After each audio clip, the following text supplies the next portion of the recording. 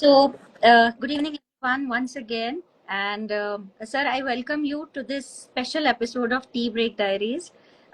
This is an Instagram live session where we invite the distinguished guest from Homeopathic Fraternity. And today we have a very, very, very special guest with us, Padma Shri Dr. Vilas Rao Dangre, sir. Sir, once again, welcome. I am really happy that you accepted this invitation and came on this platform. Uh, there are so many homeopaths right now watching you, and they all want to know your story. Guys, I want to give a little introduction about sir. So, Dr. Dangre is from Nagpur, and he's practicing since mid 1970s. He's born in 1954, and he earned national recognition, as we all know, recently in 2025 when he was awarded as Padma Shri. He is a long-standing member of many organizations, including Hamai, RSS, and there are so many organizations he run. He's still practicing. His entire life is dedicated to humanity, to the service of humanity. He's practicing from almost 50 years now, 5 decades of his life, and he has treated many people, more than 1 lakh people he has treated so far. And even after losing his eyesight in 2014, if I'm not wrong, sir, he is still, practicing and seeing the hundreds of patients daily. I'm really feeling honored to be sitting here and doing this interview. Sir, thank you so much once again. और हम लोग सब जानना चाहते हैं आपकी life के बारे में कि आपने कैसे होम्योपैथी को चुना, क्योंकि जब आपने शुरू किया होगा 70s में, तब obviously homeopathy was not that popular. तो आपने कैसे शुरुआत की sir? How did it start? नमस्कार। वैसे तो मुझे होम्योपैथी चिकित्सा पद्धति चुनना नहीं पड़ा. इसका कारण यह है कि मुझे मेरे घर में ही मेरे बहन के यजमान पति जो है वो एक बहुत अच्छे होम्योपैथ है. ओके.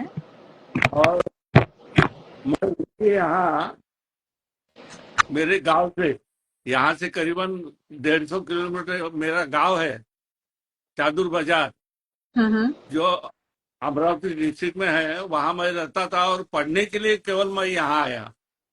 और पढ़ते पढ़ते मैं अन्य अन्य सामाजिक काम भी कर रहा था और अनेक संगठनों से निगठित होने के कारण सामाजिक काम का उत्तरदायित्व निभाते निभाते मेरे जब शिक्षण का विषय आया, तब मेरे बहनोई जो है, मैंने जैसे बताया आपको, उनका नाम डॉक्टर प्रभाकर राव भोयर.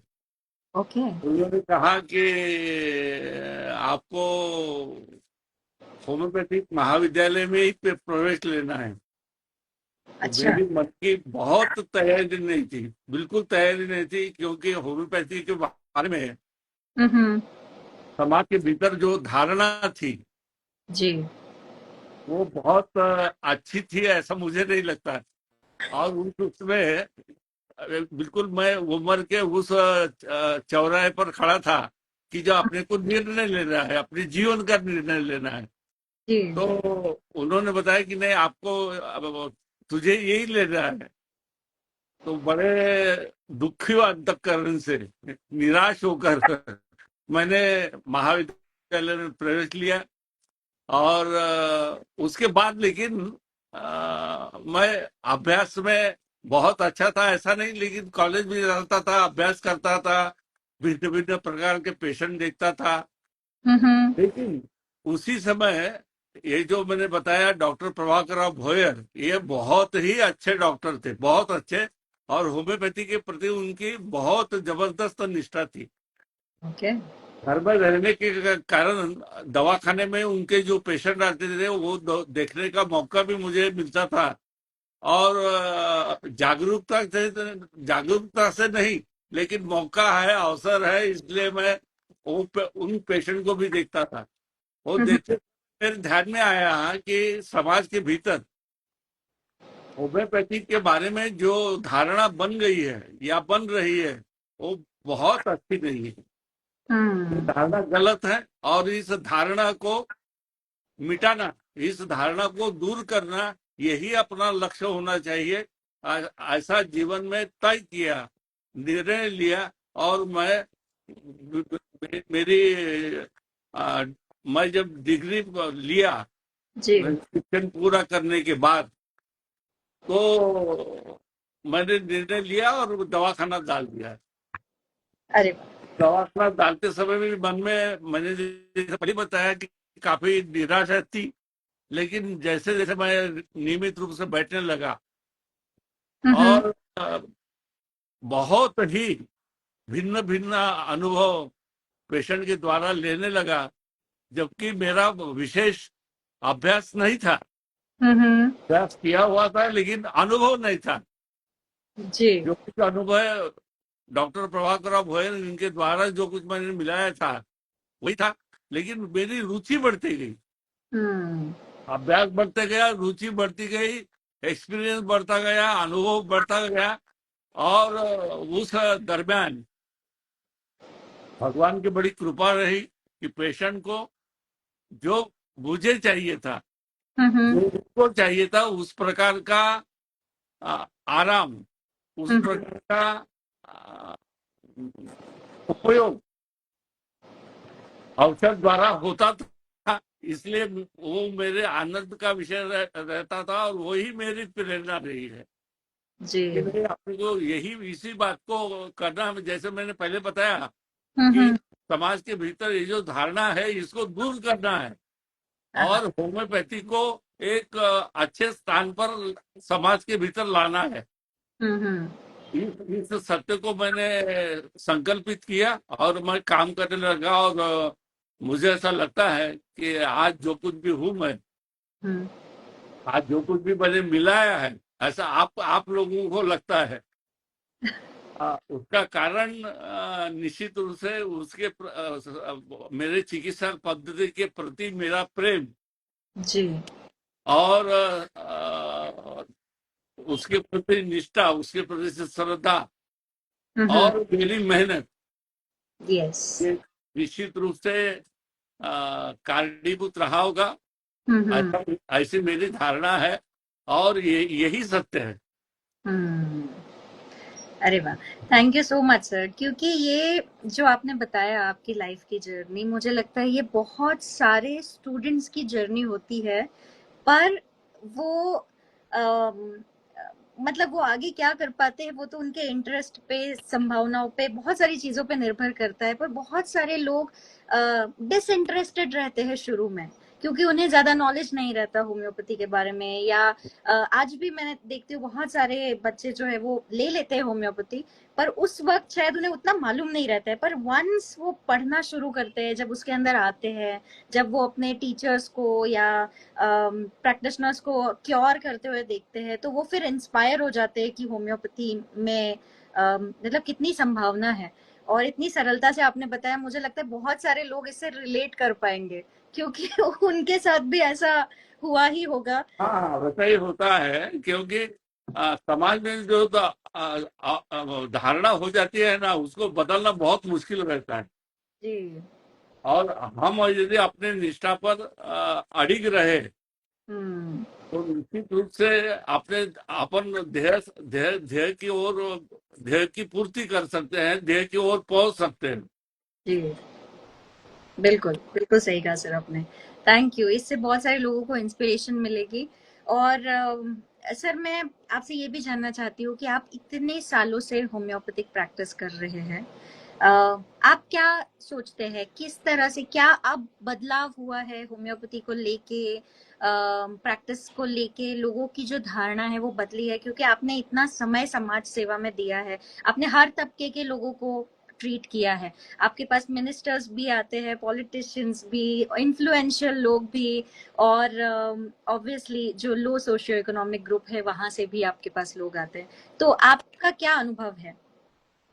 मेरा अनुभव बहुत ही अच्छा है, बहुत ही अच्छा है। मैंने पहले आपको बताया कि पहले जिस धारणा से मैं बैठा था, जी। उस धारणा को पूरी तरह वो बदल गया है। जी। होम्योपैथी के बारे में जो समाज की धारणा थी उसमें निश्चित रूप से बदलाव आया है। वो हम्म। धीरे धीरे क्यों न हो, यस। जिसे मराठी में कहते हैं मुंगीच्या गतीने हो। हाँ, मुंगीच्या गतीने का न हो, पण उसमें बदलाव जरूर आया है।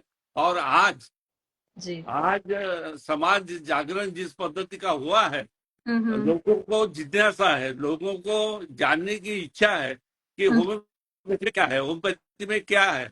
और जी। उसी समय मॉडर्न मेडिसिन के बारे में या अन्य चिकित्सा पद्धति के बारे में हम्म। आ, उनकी जो धारणा बनते जा रही है कि यार ये तो कुछ समय के लिए काम करता है, बाद में करता नहीं है। हम्म। कुछ समय के लिए काम करता है, बाद में करता नहीं है। एक ही बात के लिए या वो बात हो जाने के बाद दूसरी बात के लिए फिर जाना पड़ता है, फिर जाना पड़ता है। जी। ये जो लोगों की निराशा है, ये अब दिखाई दे रही है। और होम्योपैथी में ऐसा क्या है, ये हम्म। जानने की जिज्ञासा प्रकट हो रही है। और होम्योपैथी में एक ही बार एक डिसीज को लेकर हाँ वो हाँ। पूर्णतया दुरुस्त होने के बाद हम्म। दूसरा होता नहीं है, ये भी उनके ध्यान में आया है। हम्म। हो सकता है कि उनकी वो धारणा हो कि होम्योपैथी में समय ज्यादा लगता है। वो जी। भी वो भी धारणा धीरे धीरे निकल रही है। इसलिए निकल रही है कि जो पेशेंट आता है, हम्म। वो पेशेंट काफी दवाइयां लेकर आता है हम्म। और उसमें काफी समय उसने बर्बाद किया हुआ रहता है। जी। बर्बाद किया हुआ है, शब्द का प्रयोग उचित नहीं होगा, लेकिन समय दिया दिया हुआ रहता है। और निराशा जन्य स्थिति रहती है।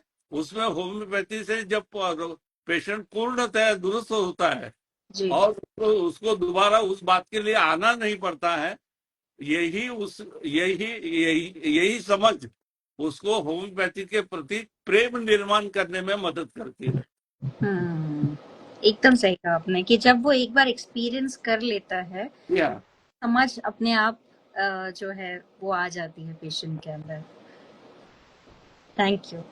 और सर आप प्लीज बताइए ऐसा कोई केस या ऐसा कोई वाकया या ऐसा कुछ आपके साथ हुआ जिसने आपको बहुत प्रभावित किया हो, इंस्पायर किया हो देश सेवा करने के लिए, जन सेवा करने के लिए। जैसा कि आपने बताया कि होम्योपैथी में आने के पहले भी आपका बहुत इंटरेस्ट था इस फील्ड में, तो वो क्या चीज थी जिसने आपको इंस्पायर किया इतना?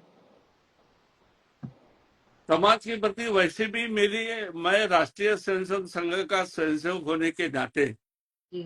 और सामाजिक काम में जुड़े होने के नाते मुझे देहातों में या शहरों में अनेक अनेक बातें दिखती है। जी।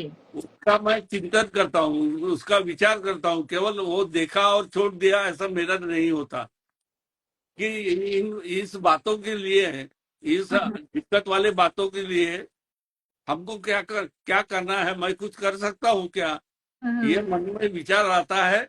और फिर मैं इस बात को करता ही हूँ, चाहे चाहे जितनी मेहनत हो, चाहे जितना पैसा खर्चा हो, चाहे जो देना पड़े, वो सब देने की तैयार रखकर मैं इस मैदान में उतरा हुआ हूँ। ग्रेट। सर मैंने आपके मतलब आपके बारे में जब इंफॉर्मेशन मैं देख रही थी, पढ़ रही थी, तो मैंने ये भी देखा कि आपके ऊपर रामकृष्ण परमहंस का और आरएसएस का काफी प्रभाव रहा और आप काफी आध्यात्मिक भी है। तो आपको क्या लगता है कि ये चीज भी आपको कहीं ना कहीं हेल्प करती है? ये चीज हेल्प नहीं करती है, यही चीज बहुत बड़ा आ, आ, साथ देने में या मन के भीतर जागरण करने में उपयोगी तय होती है। हम्म। रामकृष्ण परमहंस जी के विचार और राष्ट्रीय स्वयंसेवक संघ के विचार, हम्म। मानवता के प्रति उनका प्रेम, जी। ये ये जो प्रेम है, ये हम्म। बहुत कुछ करने मिलता है। और ये करने के कारण उनके जो आशीर्वाद, हम्म। ज्यादा न कळत म्हणता येईल, हम्म। उनके जो आशीर्वाद है वो हमें प्राप्त होते हैं हम्म। और काम में और गति आती है। जी। बिल्कुल। बिल्कुल, थैंक यू सो मच। और मुझे लगता है होम्योपैथी के जो प्रिंसिपल्स है वो काफी कुछ अ, अध्यात्म से जुड़े हुए हैं, या वो सब एक ही है। अगर हम ये समझ जाए तो इसमें भी अपने आप ही फायदा होता है। निश्चित रूप से बहुत बड़ी मदद होती है। जैसे हम माइंड सिम्टम जब लेते हैं, जी। और माइंड सिम्टम लेते वक्त हम जो प्रश्न पूछते हैं, जी। तो पूरा अध्यात्म ही है। बिल्कुल। बिल्कुल। क्योंकि एंड तुम्हारे पिताजी के पिताजी क्या करते थे, पिताजी के पिताजी क्या करते थे तुम्हारे घर में, और क्या है, और क्या है, और क्या है। हम्म। तुम्हारे फादर ग्रैंडफादर का स्वभाव कैसा है, वो क्या व्यवसाय करते थे, उनका स्वभाव कैसा था, उनकी सोचने की पद्धत कैसी थी, हम्म। उनका चिंतन कैसा था। यस। आने वाला पैसा ये अच्छे मार्ग से आता है, बुरे मार्ग से आता है, ये सारी बातों का पता प्रश्न पूछते वक्त मिल जाता है। हम्म। और उस घर में किस पद्धति का वातावरण होगा, या हम्म। किस पद्धति की एक्टिविटी होगी, इसका भी पूरे पूर्ण समाचार प्राप्त होता है। हम्म। और उस पर अपने को एनालिसिस करने में समय मिलता है। जी। और वो समय लेने के कारण अपनी जो दवा है, हम्म। सिलेक्शन जो है, वो सिलेक्शन में काफी मदद होती है। हम्म। लेकिन भला ही बताता होगा कि मैं समाज सेवा में रुचि लेता हूँ, मेरी फलानी रुचि है, अच्छा काम करने की रुचि है। लेकिन उसका पैसे के कारण यदि वो करता होगा, हम्म। या पैसे के कारण कुछ भी करता होगा, तो ये गलत मैसेज भी अपने को प्राप्त होता है। जी। बिल्कुल। आज जैसे मैं देखता हूँ ना कि अपने अपने क्षेत्र में भी, जी। वैद्यकीय क्षेत्र में जिस पद्धति से आज पेशेंट को लूटा जाता है, जी। इस शब्द प्रयोग करना अपने लिए ठीक नहीं होगा, लेकिन वास्तविकता है। हम्म। वास्तविकता यही है कि हम पेशेंट को लूट रहे हैं। जी। वैद्यकीय क्षेत्र में जो जो काम 50 रुपए में हो सकता है, उसके लिए हम कंसल्टिंग चार्जेस लगाते हैं, अमका चार्जेस लगाते हैं, फलाना चार्जेस लगाते हैं, और वो उस पेशेंट के खीसे से 500 1000 रुपए निकाल लेते हैं। ये हम्म। कुछ लोग ये भी नहीं सोचते हम कि उसकी स्थिति क्या होगी।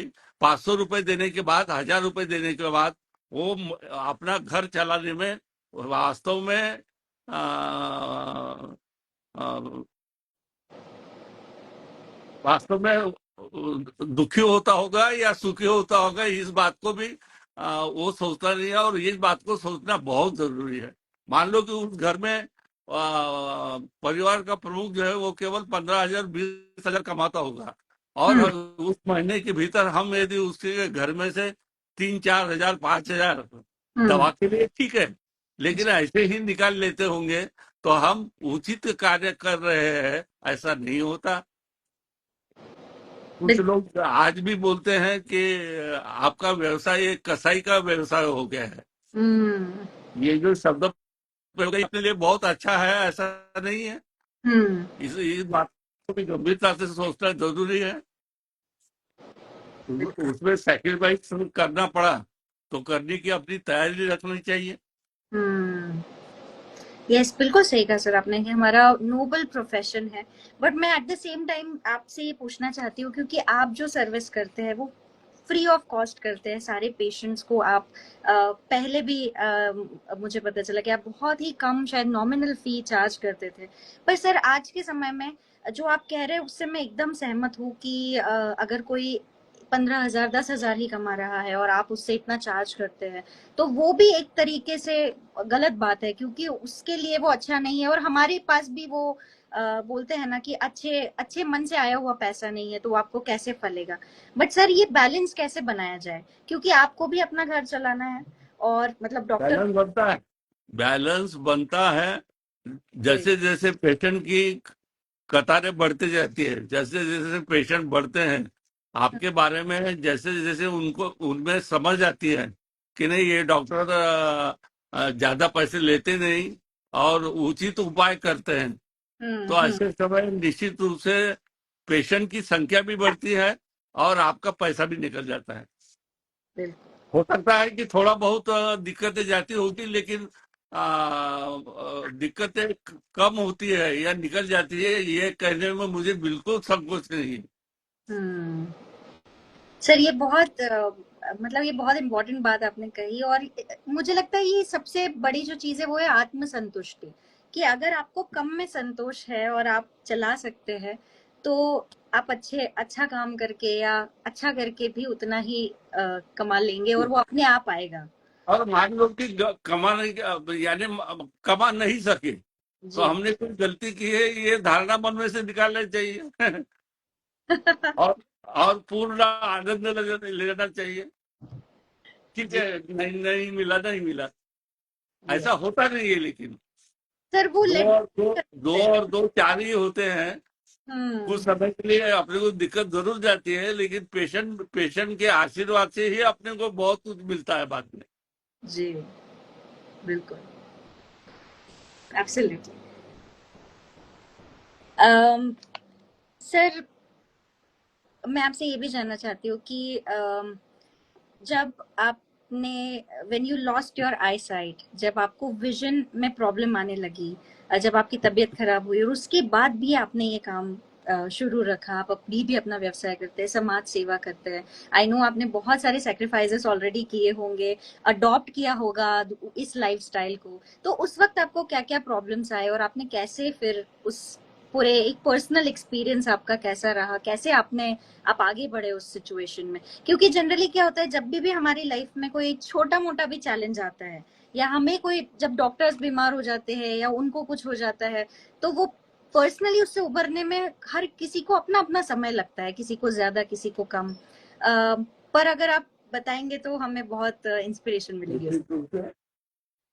देखो, मैं 27 दिसंबर 2014 में मुझे अटैक आया, सेरेब्रल इंफार्क्शन और हार्ट अटैक, हम्म। और उसी में मेरी आंखें गई। हो हम्म। जाने के बाद 5-6 दिन में मुझे मुझे पता लगा कि अपनी आंखें गई है। हम्म। मैंने ये परिवार के लोगों को बताया नहीं, और उन्होंने भी मुझे बताया नहीं।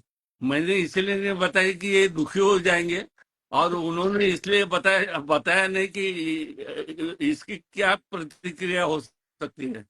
जी। लेकिन मैं जान गया था कि अपनी आंखें गई हैं। हम्म। और वो करीबन 20 दिन 1 महीना तक मैं हॉस्पिटल में रहा, हम्म। और मैं सारी बातें कर रहा था। मेरी जो वैयक्तिक बातें हैं वो सारी सुचारू रूप से चल रही थी। अनेक लोगों के सहायता से चल रही थी। जी। मेरी भांजी मेरे सामने रहती है। हम्म। मेरा भांजा भी मेरे घर के करीब रहता है। वो भी आता था, वो भी सब बातें देखता था, करता था। हम्म। और यानी ये सारे लोगों का निवास ही मेरा घर हो गया था। ओके। 1-1.5 महीना बीतने के बाद हम्म। अ, मैं जब घर पर आया, तब मैंने निर्णय लिया कि अपने को दवाखाना करना चाहिए। हम्म। क्योंकि जो मन के भीतर सारी पेशेंट सामने दिखने के बाद जो हम्म। मन में उभरता है, वो कार्य कृति में आना चाहिए, ऐसी मेरी शुरू से धारणा है। जी। लेकिन आगे जाने के कारण मैं सब ये कर सकूंगा कि नहीं, ये भी हम्म। धारणा अब बीच में आ गई थी। जी। फिर भी मैंने ये प्रस्ताव मेरे घर के लोगों के सामने रखा कि मैं दवाखाना जाना चाहता हूँ। हम्म। उन्होंने काफी विरोध किया। हम्म। मेरे घर के लोगों ने भी विरोध किया, मेरे दोस्तों ने भी विरोध किया, मेरे अपने लोगों ने भी विरोध किया। जी। लेकिन मन में था कि नहीं, मुझे दवाखाना में जाना ही है। हम्म। क्योंकि दवाखाना चालू था, असिस्टेंट चला रहे थे, हम्म। लेकिन मुझे समाधान नहीं था। हम्म। मैंने एक दिन कहा कि नहीं, बस ये 9 तारीख को मैं जाने वाला हूँ, मार्च की तारीख थी। हम्म। तो सारे लोगों ने विरोध किया। मन में भी एक थोड़ी सी धारणा थी कि हम्म। आके जाने के कारण मैं पेशेंट को न्याय दे सकूंगा कि नहीं, जी। मैं देख सकूंगा कि नहीं, हम्म। और उचित न्याय दे सकूंगा कि नहीं। इस प्रश्न ने लेकिन मुझे तंग कर डाला। हम्म। फिर भी सोचा कि नहीं नहीं, मुझे करना ही है। हम्म। यदि न्याय नहीं दे सका जी। तो मैं 1 महीने के भीतर, 2 महीने के भीतर दवा खाना बंद कर दूंगा, हम्म। या मैं नहीं आऊंगा। ये जी। तय करके मैं दवाखाने में बैठा। हम्म। लेकिन ध्यान में ऐसा आया कि जिस गति से हम्म। मैं पहले काम करता था, हम्म। उससे थोड़ी सी गति कम हो गई होगी। उससे हम्म। रिजल्ट जो है, रिजल्ट में किसी भी प्रकार का फर्क नहीं पड़ा। यहाँ तक कहने में मुझे संकोच नहीं होता कि इसी पीरियड में अधिक से अधिक बहुत ही सीरियस पेशेंट, हम्म।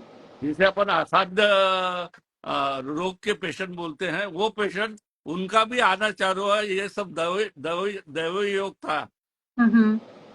और उसको भी मैं पार कर गया, हम्म। और बहुत अच्छी तरह से पार गया है। ये बात मुझे 6 महीने के भीतर ध्यान में आई, और पहले से मेरी इंटेलिजेंसी और बढ़ी है, क्योंकि एकाग्रता बढ़ी है।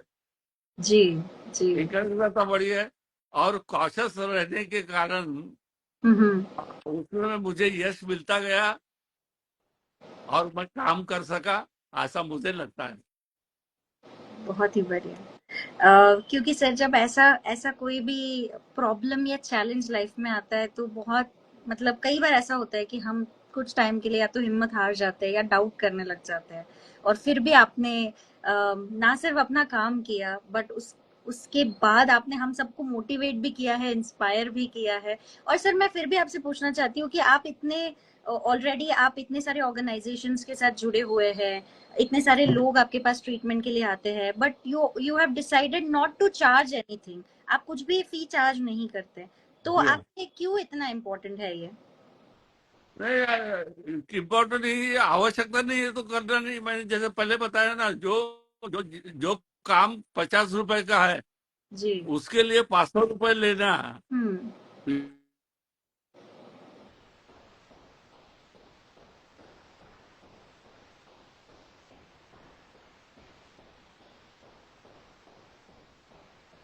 कर रहे हैं, यही उनका मन में था, इसलिए उन्होंने वो नहीं किया मैंने। जी। Very good.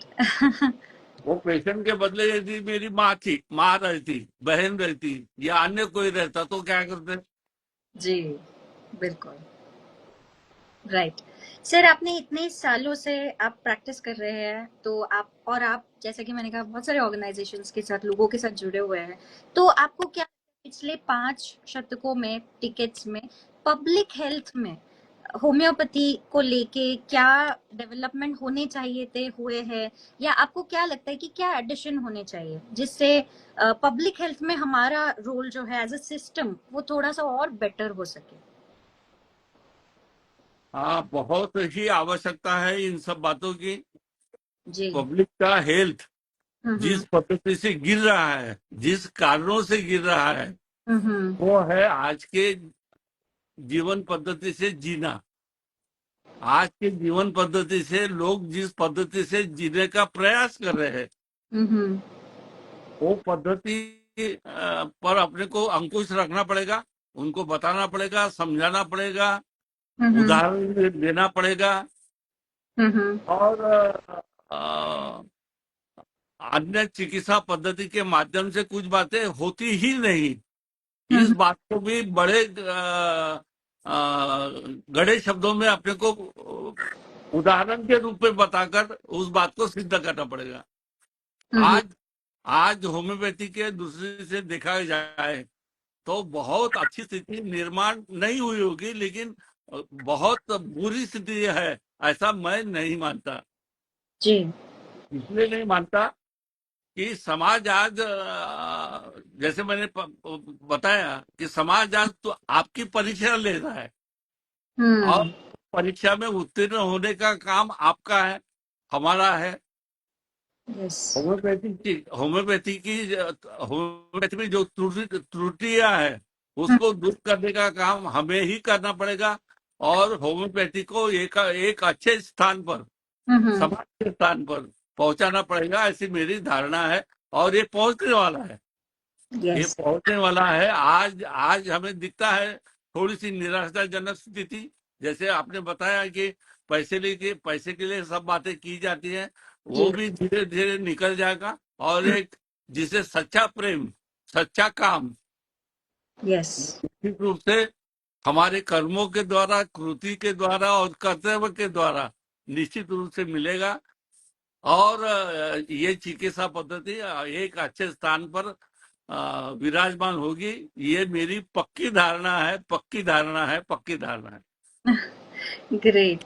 Thank you so much sir. आपके मतलब आपको सुन के ही मुझे ऐसा लग रहा है कि ये डेफिनेटली होगा। मेरा जो विश्वास है वो और पक्का हो गया है।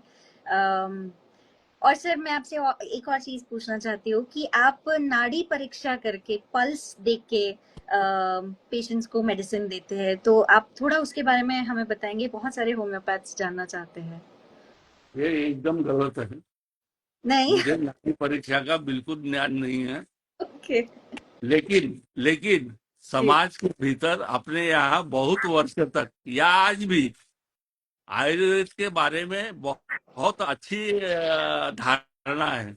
जी। और आयुर्वेदिक डॉक्टर नाड़ी देखकर सब कुछ बताता है। यस। ये धारणा होने के कारण मैं तो केवल पल्स देखता था, और पल्स में केवल वो पल्स रेट अमका ढमका जो जुजबी बातें हैं जी। वो देखता था। लेकिन पेशेंट को ऐसा लगता था कि मैं बहुत कुछ देख रहा हूँ, ओके। मैं नाड़ी के द्वारा बहुत कुछ समझ रहा है, जबकि मैं सवाल पूछकर उन सारी बातों का निदान कर रहा हूँ, जी। डायग्नोसिस कर रहा हूँ। ये ओके। केवल उनकी धारणा होने के कारण ये प्रचार हुआ है। वैसा मुझे नाड़ी का बिल्कुल बिल्कुल बिल्कुल ही ध्यान नहीं है। ओके। लेकिन वो जानने का प्रयास मैं जरूर करता हूँ। जी। जी। Thank you so much sir. ये क्योंकि हम सबने वो वीडियोस देखे हैं और मैंने पेपर में भी पढ़ा, तो इसीलिए मैं आपसे ये पूछना चाह रही ये हूँ। Thank you. मेरे पहले भी आने के इंटरव्यू में इस बात को स्पष्ट कर दिया है कि नाड़ी परीक्षा मेरा विषय नहीं है। जी। हम जो काम करते हैं वो टोटलिटी ऑफ सिम्टम पर काम करते हैं। यस। या सोरा सिफिलिस साइकोसिस ये हमारा माध्यम है। जी। ये समझने में लेट लेट होता होगा, लेकिन आज नहीं कल समझेगा। बिल्कुल बिल्कुल। That's absolutely correct. और सर बहुत सारे यंग डॉक्टर्स स्टूडेंट्स भी हैं अभी जो हमको सुन रहे हैं, तो आप उन्हें क्या मैसेज देना चाहेंगे? उन्हें लाइफ में कैसे पढ़ाई करनी चाहिए या क्या करना चाहिए सो दैट वो अच्छी होम्योपैथी भी कर सके और अच्छे मतलब। सबसे पहले यानी अपने पेशेंट के प्रति अपना प्रेम होना चाहिए। जैसा मैं बार बार अपने भाषणों में कहता हूँ कि मानवता के प्रति अपना प्रेम होना चाहिए, वैसा अपने पेशेंट के प्रति अपनी संवेदना निष्प्रुह होनी चाहिए। हम्म। वो मेरा है, मैं जी। उसका हूँ, ये भावना अपने अंतःकरण में होनी चाहिए। और उसके लिए चाहे जो प्रयास उसके डिसीज के लिए, उसके बीमारी के लिए, वो टेम्पररी डिसीज हो या क्रॉनिक डिसीज हो, हम्म। इसलिए पूरी मेहनत, जब तक के दवा मिलती नहीं तब तक के मैं इसके लिए लड़ता रहूंगा। और इस पेशेंट को पूरी तरह अच्छा करूंगा, ये भावना मन में रखकर हम्म। उसके लिए प्रयास करना। जी। और जैसे मैंने पहला शब्द प्रयोग जो किया कि अपना अपने पेशेंट के प्रति प्रेम होना चाहिए, वो एब्सोल्युटली। एक रहता है तो काम सुविधाजनक होता है, अच्छा होता है। बिल्कुल sir, thank you very much. आखिर आखिर हम भगवान की पूजा किस बात के लिए करते हैं? हाँ? भगवान को ना तो हमने कभी देखा है, केवल सुना है। यदि हम हमारे पेशेंट को ही भगवान मानते हैं और हम्म। अपनी सेवा देने का प्रयास करते हो तो निश्चित रूप से सारी बातें मिल जाती है। जैसे अपने शास्त्र में कहा गया है, शिव भावे जीव सेवा। यस। शिव भावे जीव सेवा, ये मंत्र यदि हमारे जीवन के भीतर होगा हम्म। तो पूरा आनंद मिलता है, बिल्कुल। जीवन की सार्थकता होती है। एब्सोल्युटली। और अगर हम पेशेंट से प्यार करेंगे तो अपने आप जो उसके लिए कर रहे हैं वो बेस्ट होगा। तो हम्म उसकी नीयत अच्छी यानी हो। डॉक्टर मेरे परिवार का प्रमुख घटक है, ये धारणा उनके मन में निर्माण होनी चाहिए। इस पद्धति का अपना व्यवहार होना चाहिए। बिल्कुल, एब्सोल्युटली सर। बहुत बार जैसे ये मेरे फैमिली डॉक्टर ऐसे लोग बोलते हैं, फैमिली डॉक्टर है यानी क्या है? उस हाँ। परिवार में जो जो कुछ भी सुख दुख आते होंगे, हम्म। उसमें अपनी मदद करने की तैयारी, जी। और वो सुख दुख को, उनकी उनकी दिक्कतें, फैमिली की दिक्कतें कम करने की तैयारी, उनमें उनमें मदद करने की तैयारी, ये सारी बातें हम यदि करते हैं तो वो फैमिली डॉक्टर है। बिल्कुल केवल दवा देना, ये केवल फैमिली डॉक्टर का ये नहीं है, सिंबल नहीं है। सही बात है। और सर वो जो कॉन्सेप्ट है फैमिली डॉक्टर का, वो अब बहुत फेड होता जा रहा है। अब सब लोग स्पेशलिटी, सुपर स्पेशलिटी की तरफ जाना चाहते हैं, और डॉक्टर्स का भी सेम रवैया है। तो आप एकदम सही कह रहे हैं कि पुराने जमाने में जब फैमिली डॉक्टर्स होते थे तो वो पार्ट ऑफ फैमिली ही होते थे। कुछ भी होता था तो पहले उनको बताया जाता था, या वो आ जाते थे अपने आप ही, और वो पूरा केयर करते थे फैमिली की। उसके लिए दोनों लोग जिम्मेदार है। जी बिल्कुल। डॉक्टर भी जिम्मेदार है और फैमिली भी जिम्मेदार है। एब्सोल्युटली। हाँ, बहुत बार फैमिली का अपने डॉक्टरों का विश्वास थोड़ा सा किसी ना किसी कारणवश कम हो जाता है। अरे सच में इनको समझाए कि नहीं समझाए। हम्म। और अपना भी विश्वास बहुत बार फैमिली पर कम हो जाता है। ये सही अर्थ से मेरे तरफ से दवा ले रहे कि नहीं ले रहे, ये शंका मन में आ गई तो मामला बिगड़ जाता है। राइट। एकदम सही कहा आपने। लेकिन मेरी ये पक्की धारणा है, अपने यहाँ जिस प्रकार का वातावरण है ना भारत में, जी। वो वातावरण जो है वो फैमिली डॉक्टर का वातावरण है। हम्म। लोग चाहते हैं यस। कि इस पद्धति के डॉक्टर हो, इस बिल्कुल। पद्धति का आदमी हो, इस पद्धति का आदमी निर्माण होने की आवश्यकता को यदि वो चाहते हैं तो हम्म। अपन को उसका फायदा लेना चाहिए। बिल्कुल। बिल्कुल। जैसे हम हमारे संघ का काम करते वक्त जी। हम हमेशा बताते हैं, हम्म। निर्माणों के पावन युग में, हम्म। निर्माणों के पावन युग में हम चरित्र निर्माण न भूले, हम्म। स्वार्थ साधना की इस आंधी में वसुधा का कल्याण न भूले। वाह। ये वसुधा यानी पेशेंट। हाँ, यस। बिल्कुल। Thank you so much sir, it was really inspiring. आपने इतना समय दिया और अपने लाइफ के बारे में इतनी सारी अच्छी चीजें, इंपॉर्टेंट चीजें शेयर की, उसके लिए बहुत बहुत धन्यवाद आपका। और सर मैं आपकी तो थैंकफुल हुई ही, बट साथ में आज मुझे, मतलब मैं सुबह से बहुत एक्साइटेड भी थी कि मुझे आपका इंटरव्यू करना है, but at the same time मैंने, मेरे टीचर है डॉक्टर दिनेश चौहान, जो कि बहुत ही ग्लोबली नोन होम्योपैथ है, वो मुंबई में प्रैक्टिस करते हैं। तो मैंने अच्छा। को भी शाम को फोन किया ही है सर, मैंने उनको बोला कि सर मैं आपका इंटरव्यू करने वाली हूँ, मुझे आपके ब्लेसिंग्स चाहिए। तो सर खुद आए हैं, वो सुन रहे हैं। तो मैं चाहती हूँ 2 मिनट के लिए मैं उनको भी इनवाइट करूँ, बिल्कुल, वो आपसे थोड़े सा बात करें। बहुत आनंद आएगा, बहुत आनंद आएगा। उनको भेजती हूँ सर।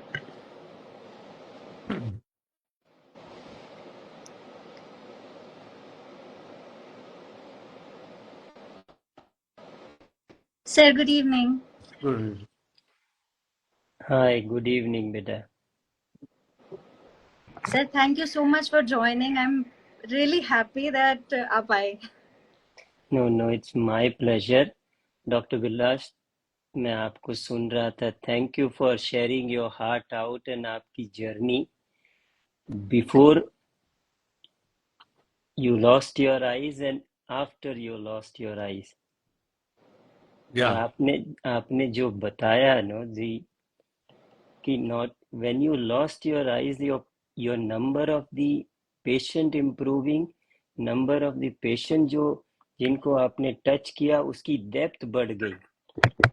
या मे बी सर कि हम जैसे वर्ड यूज करते हैं साक्षी, विटनेस, जो विटनेस, जो साक्षी हिंदी वर्ड है हमारा, कि जी आप हाँ। विटनेस करते हैं, साक्षी बनते हो अंदर की आंख से, और वो जी हाँ, अंदर की आंख से इंडिविजुअलाइज्ड और होलिस्टिक फीचर्स और दवाई ढूंढने की जो आर्ट है, आई थिंक वो आंख वाले शायद कभी न समझ पाए, क्योंकि हमारी साइंस ही ऐसी है जहां हम उस आंख से देखे जो हमारी इंडिविजुअलिस्टिक और अंदर की आंख है। और बिल्कुल शायद बराबर। एक एक्सीडेंट जो आपकी लाइफ में हुआ, उसने आपकी वो अंदर की आंख, हम जो कहते हैं जो विटनेस वाली आंख, वो उसने जो आपको वो गिफ्ट दे दी, और आज वो गिफ्ट शायद उन लोगों तक पहुंच रही है जहां एक्चुअली होम्योपैथी पहुंचनी चाहिए। बहुत ही हाँ, बिल्कुल। जी। बहुत आनंद आया आपसे बात करने का। हाँ।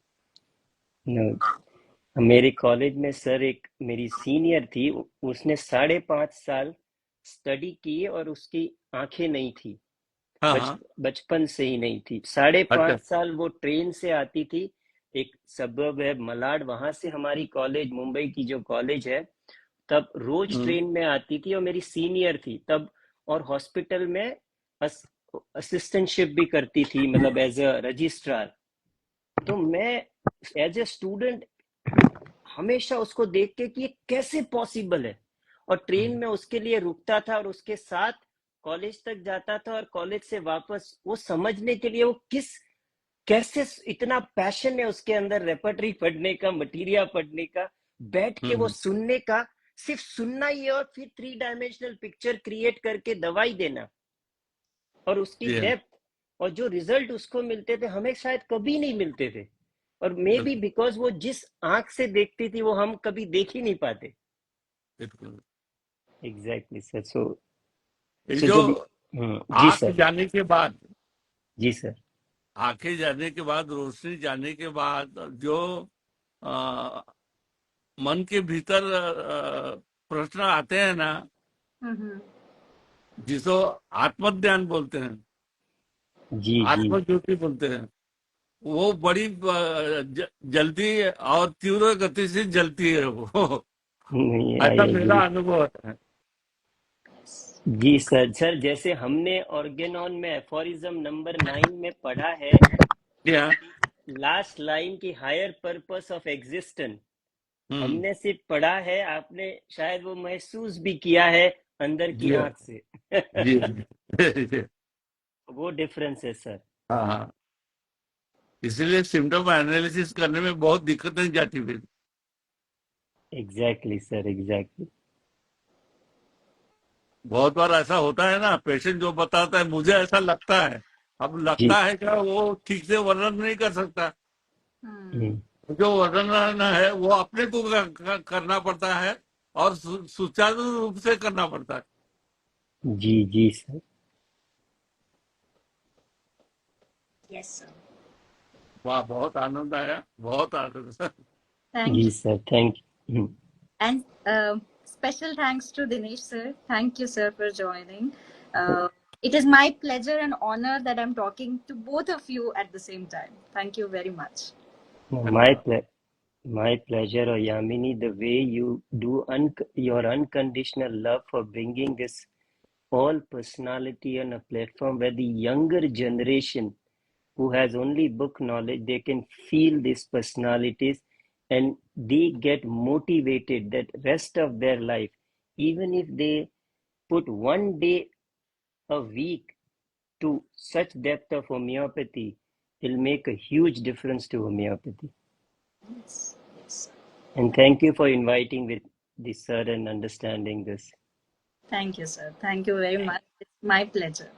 और सर मैं आपको भी बहुत धन्यवाद करना चाहती हूँ, आपने इतना कीमती समय दिया।